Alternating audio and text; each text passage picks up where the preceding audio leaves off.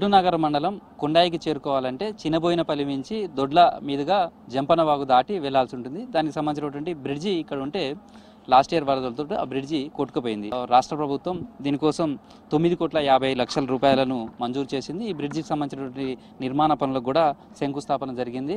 ఈ ఏడాది మార్చి నెల 16వ తారీఖు నాడు స్థానిక ఎమ్మెల్యే మంత్రి సీతక్క దీనికి శంకుస్థాపన చేశారు. దానికి సంబంధించినటువంటి శిలాఫలకం ఉంది.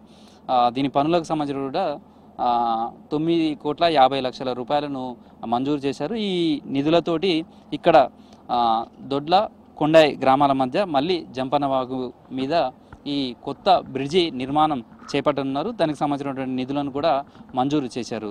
అయితే ఈ పనులు పూర్తయ్యే లోపల వచ్చే ఆ రెండు గ్రామాల మధ్య రాకపోకలు ఉండడం కోసమే ప్రభుత్వం మరొక ప్రయోగాత్మకమైనటువంటి కార్యక్రమాన్ని చేపట్టింది. అదేంటో తెలుసుకునే ప్రయత్నం చేద్దాం. భారీ వరదలతో కొండాయి ఇటు దొడ్లకు సంబంధించినటువంటి బ్రిడ్జి లాస్ట్ ఇయర్ కొట్టుకపోవడంతో రాకపోకలకు ఇబ్బందిగా ఉండేది. తాత్కాలిక రోడ్లు వేసినా మళ్ళీ ఫ్లడ్స్ రావడంతో ప్రస్తుతం బోటు సహాయంతో జనం తమ రాకపోకలు కొనసాగిస్తున్నారు. ప్రస్తుతం మనం జంపనవాగు పైనటువంటి గత ఏడాది కొట్టుకుపోయిన బ్రిడ్జి పైనే ఉన్నాం. ఇది లాస్ట్ ఇయర్ ఇదే రోజు పెద్ద విషాదాన్ని నింపిందని చెప్పచ్చు. రాష్ట్రంలోనే అత్యధిక వర్షపాతం నమోదైనటువంటి ప్రాంతంగా కూడా ఇది గుర్తింపు పొందింది. ఇది ప్రస్తుతం ములుగు జిల్లాకు సంబంధించి ఏటునాగరం మండలంలో కొండాయి గ్రామంలో ఈ గ్రామం ఉంది. కొండాయికి సంబంధించినటువంటి గ్రామంలో లాస్ట్ ఇయర్ విషాదాన్ని మిగిల్చి ఏడాది పూర్తవుతుంది.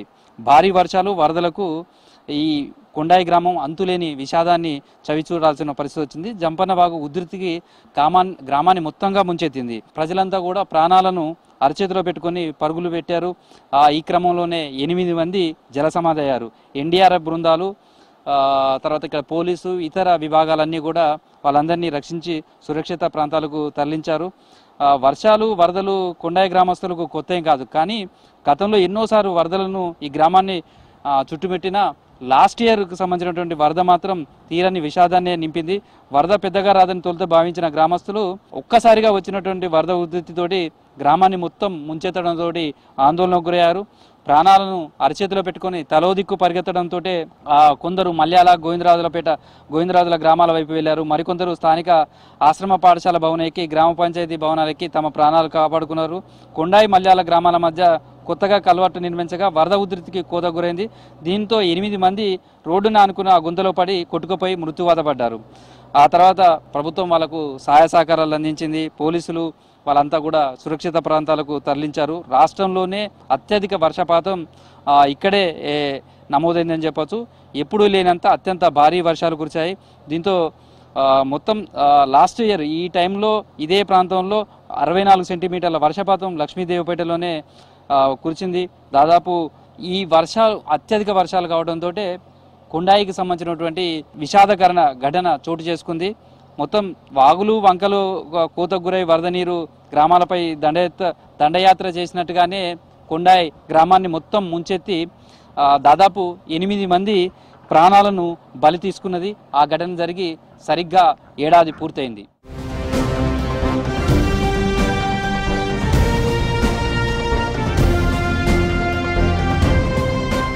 లాస్ట్ టైం వచ్చిన పెద్ద ప్రవాహానికి ఆ బ్రిడ్జ్ అనేది కూలిపోవడం జరిగింది. దానికి ఆల్రెడీ గవర్నమెంట్ నుంచి 9.5 crore రూపీస్ శాంక్షన్ తీసుకుని ఒక కొత్త బ్రిడ్జ్కి మేము శాంక్షన్ తీసుకుని రావడం జరిగింది. కానీ అది ఇంకా కొత్త డిజైన్, ఎందుకంటే మళ్ళీ ఇంకోసారి అట్లా పెద్ద వర్షం వచ్చినప్పుడు మళ్ళీ ఇట్లాంటి ఇది అవ్వకుండా కొత్త డిజైన్ అండ్ ఎస్టిమేషన్ ఫేజ్లోనే అది ఉండడం వల్ల మనం ఆ ఫుట్ ఓవర్ బ్రిడ్జ్ అనేది ఒక ట్రయల్ బేసిస్ మీద ఎక్స్పెరిమెంట్గా అది చేయడం జరిగింది. ఆ పని కూడా చాలా ఫాస్ట్గా జరిగింది. కానీ జస్ట్ అది మనం ప్లేస్ చేసి ఇన్స్టాల్ చేసే సమయంలో కొంచెం వర్షం ఎక్కువ అయ్యి ప్రవాహం అక్కడ వచ్చి మనం అక్కడ వెహికల్స్ వెళ్ళలేకపోతున్నాయి. అందుకే అది ఇన్స్టాల్ చేయలేకపోతున్నాము. అందుకే అక్కడ ఇష్యూ ఉన్నది. బట్ ఇన్ ఎనీ కేస్ మేము మానిటర్ చేస్తున్నాం. మనకి ఏదైనా కొంచెమైనా అవకాశం వస్తే అది ఒక 2 days పని ఉంటుంది, ఇన్స్టాల్ చేయడానికి రెడీగా ఉన్నాం. ఇన్ ద మీన్ టైం మీరు చెప్పినట్టు అక్కడ ఎవరికి కూడా ఇబ్బంది అవ్వకుండా మనము బోట్స్ ఫెసిలిటీ కూడా అక్కడ కల్పించడం జరిగింది. 2 boats కూడా పెట్టడం జరిగింది. ఎటువంటి ఇబ్బంది లేకుండా వాళ్ళు అటు నుంచి ఇటు, ఇటు నుంచి అటు వెళ్ళడానికి అన్ని రకాల సౌకర్యాలు మేము ఇప్పుడు ఇక్కడ చాలా వాగులు దాటిన తర్వాత మీరు ఊర్లోకి వెళ్ళాల్సి ఉంటుంది, చాలా వరకు మీరు గుట్టలు ఎక్కిన తర్వాత వెళ్ళాల్సి ఉంటుంది. ఇట్లాంటి దానికి మనకి ఇన్నోవేటివ్ సొల్యూషన్సే మనము తీసుకురావాల్సి ఉంటుంది. ఎందుకంటే at the end of the day public purposes should be achieved. మనకి ప్లేన్ ఏరియాస్లో ఒక దగ్గర సెంటర్ ఉంటే జనాలు కూడా వచ్చే పరిస్థితి ఉంటుంది, ఇక్కడి అడ్మినిస్ట్రేషన్నే అక్కడికి వెళ్ళాల్సిన పరిస్థితి ఉంటుంది. ఆ దృష్టి కోణంలో మనం ఆలోచించక వచ్చిన ఐడియాస్ ఇవన్నీ మన ఇంజనీరింగ్ డిపార్ట్మెంట్ కానీ మన మిగిలిన అధికార బృందం కానీ అండ్ దీంతోపాటు మనకి మన సీనియర్స్ కానీ మన చీఫ్ సెక్రటరీ గారు మన పొలిటికల్ సపోర్ట్ కూడా ఉండడం వల్ల, అంటే గవర్నమెంట్ తరపు నుంచి ఉండడం వల్ల ఇట్లాంటివన్నీ మనము తీసుకోవడానికి హెల్ప్. డెఫినెట్లీ ఇట్లాంటిది ప్రయోగంగా మనం చేసినప్పుడు మనకు ఏదైనా మంచి రిజల్ట్స్ వస్తే ఖచ్చితంగా దీన్ని అడాప్షన్ ఇట్లాంటి ఏరియాస్ ఉన్న వేరే జిల్లాలు కూడా ఉన్నాయి. ఫర్ ఎగ్జాంపుల్ భద్రాద్రి కొత్తగూడెంలో కొంత ఏరియా ఉంది, ఆసిఫాబాద్, ఆదిలాబాద్, ఇట్లాంటి ఏరియాస్లో కూడా based on need it can be adapted.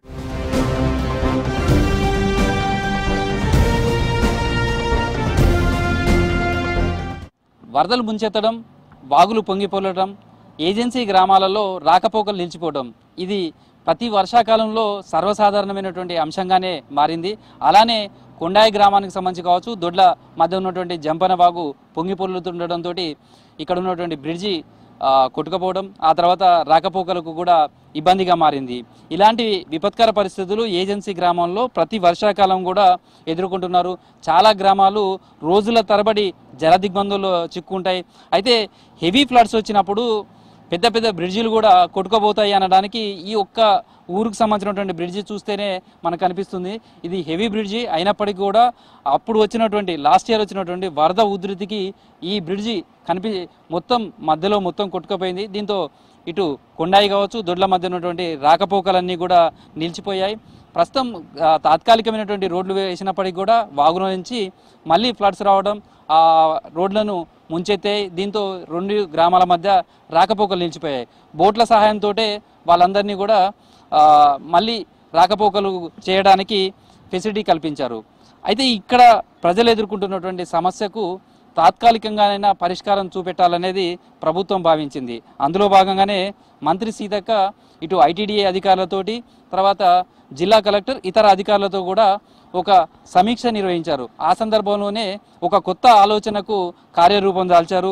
ఒక ప్రయోగాత్మకమైనటువంటి విషయాలకు ములుగు జిల్లా వేదికగా మారుతుందని చెప్పుకోవచ్చు. ఎందుకంటే మొన్ననే ఇటీవలనే ఏజెన్సీ ప్రాంతంలో ఉన్నటువంటి వాళ్లకు వైద్య సేవలు అందించేందుకు ఒక కంటైనర్ హాస్పిటల్ను అందుబాటులోకి తీసుకొచ్చారు. రాష్ట్రంలోనే తొలిసారి ఒక కంటైనర్ హాస్పిటల్ను అందుబాటులోకి తీసుకొచ్చి ఏజెన్సీలో ఉన్నటువంటి గ్రామస్తులకు వైద్య సేవలు అందించే ప్రయత్నం చేశారు. దానికి సంబంధించి సీతక్క ప్రత్యేకమైనటువంటి దృష్టి సారించింది. అందులో భాగంగానే కంటైనర్ హాస్పిటల్ కూడా ములుగు జిల్లాలో ఉన్నటువంటి ఏజెన్సీ ప్రాంతం తాడువాయి సమీపంలో దాన్ని ఏర్పాటు చేశారు. ములుగు ఏజెన్సీ ప్రాంత ప్రజలకు అక్కడ వైద్య సేవలు అందిస్తుంది. ఇదే క్రమంలో వరదలు ముంచెత్తడం కావచ్చు, తర్వాత భారీ వర్షాలప్పుడు పెద్ద పెద్ద బ్రిడ్జిలు కొట్టుకుపోయినప్పుడు మళ్ళీ ఈ పునర్నిర్మాణం బ్రిడ్జిలన్నీ చేపట్టాలంటే చాలా సమయం పడుతుంది. అలాంటి సమయంలో తాత్కాలికంగా ఈ గ్రామాల మధ్య రాకపోకలు ఉండడానికి ఒక ప్రయోగాత్మకంగా ములుగు జిల్లానే మళ్ళీ ఒక వేదికగా మారింది అని చెప్పుకోవచ్చు. ఇదే కొండాయి గ్రామం నుంచి దొడ్లకు వెళ్ళటానికి ఈ ఐరన్ తోటి ఫుట్ ఓవర్ బ్రిడ్జిని ఏర్పాటు చేయబోతున్నారు. 35 లక్షలతోటి ఈ ఫుట్ ఓవర్ బ్రిడ్జి నిర్మాణానికి ఐటీడీఏ నిధులతోటి శ్రీకారం చుట్టారు. మనం జనరల్గా సిటీస్లలో చూస్తుంటాం ఫుట్ ఓవర్ బ్రిడ్జికి సంబంధించి కూడా హెవీ ట్రాఫిక్ ఉన్నటువంటి బ్రిడ్జెస్ ఏరియాస్లలో ఈ రోడ్ల మీద బాటసార్లు నడవటానికి, వాళ్ళు రోడ్డు క్రాస్ చేయడానికి ఈ ఫుట్ ఓవర్ బ్రిడ్జెస్ను జనరల్గా ఐరన్ తోటి చేసినటువంటి చూస్తుంటాం. మనం హన్మకొండ కావచ్చు, హైదరాబాద్లో చాలా చోట్ల ఈ ఫుట్ ఓవర్ బ్రిడ్జెస్ ఉంటాయి. రైల్వేస్ సంబంధించి కూడా ఈ ఫుట్ ఓవర్ బ్రిడ్జెస్ మొదట ఏర్పాటు చేసినటువంటి సందర్భం చూడవచ్చు. ఇట్లాంటి ఫుట్ ఓవర్ బ్రిడ్జెస్ అలాంటి వాటికే ఉపయోగించారు. కానీ ఇప్పుడు ఏజెన్సీ గ్రామంలో కూడా ఒక ప్రయోగాత్మకంగా మంత్రి సీతక్క ఈ foot over bridge, iron foot over bridge ఏర్పాటుకు శ్రీకారం చుట్టారని చెప్పొచ్చు. మొత్తం 35 లక్షలతోటి ఐటీడీఏ నిధులతోటి ఈ ఫుట్ ఓవర్ బ్రిడ్జి నిర్మాణానికి సంబంధించినటువంటి పనులు మొదలయ్యాయి. మొత్తం 120 మీటర్ల పొడుగు, 5 ఫీట్ల వెడల్పుతోటి ఈ బ్రిడ్జికి సంబంధించినటువంటి పనులు మొదలయ్యాయి. అయితే మళ్ళీ హెవీ వర్షాలు పడడం, తర్వాత జంపన వాగు ఉధృతి కూడా ఎక్కువగా ఉండడంతో కొంత ఈ పనులకు సంబంధించి బ్రేక్ పడింది. కానీ ప్రస్తుతం ఈ బ్రిడ్జి సంబంధించినటువంటిదే ఒక చర్చనీయాంశంగా మారింది. ఎందుకు అంటే ఐరన్ తోటి చేస్తున్నటువంటి ఈ ఫుట్ ఓవర్ బ్రిడ్జి ఒకటేమో నడవడానికి ఈజీగా ఉండేటట్టు, సేమ్ టైంలో దీని మించి చిన్న చిన్న బైక్స్ కూడా ప్రయాణం చేసే విధంగా కూడా దీన్ని డిజైన్ చేశారు. ఒకవేళ కనుక దీనికి సంబంధించినటువంటి పనులు కూడా జరుగుతున్నాయి. ఇది సక్సెస్గా జరిగితే భవిష్యత్తులో ఏజెన్సీ గ్రామాలలో ఇట్లాంటి వరదలు వచ్చిన సమయంలో బ్రిడ్జెస్ కొట్టుకుపోయినా ఇమీడియట్లీ తాత్కాలికంగా అతి తక్కువ ఖర్చుతోటి ఇట్లాంటి బ్రిడ్జిలు ఐరన్ ఫుట్ ఓవర్ బ్రిడ్జెస్ నిర్మాణం చేపట్టి తాత్కాలికంగా రాకపోకలకు అవకాశం కల్పించడానికి అవకాశం ఉంటుంది. అందులో భాగంగానే ములుగును ఒక ప్రయోగాత్మకంగా తీసుకున్నారు. అందులోనూ లాస్ట్ ఇయర్కి సంబంధించి కొండాయి ఇటు దొడ్ల మధ్య జరిగినటువంటి ఈ వాగు ఉప్పొంగిన దాంట్లో 8 మంది మృత్యువాత పడ్డారు.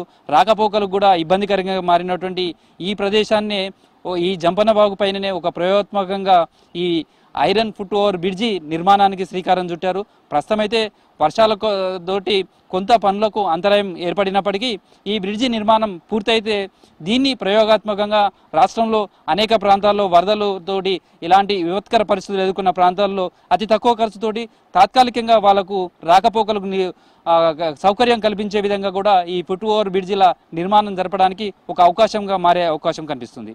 వీడియో జర్నలిస్ట్ క్రాంతి కుమార్తో కృష్ణమోహన్, V6 న్యూస్, ములుగు జిల్లా నుంచి.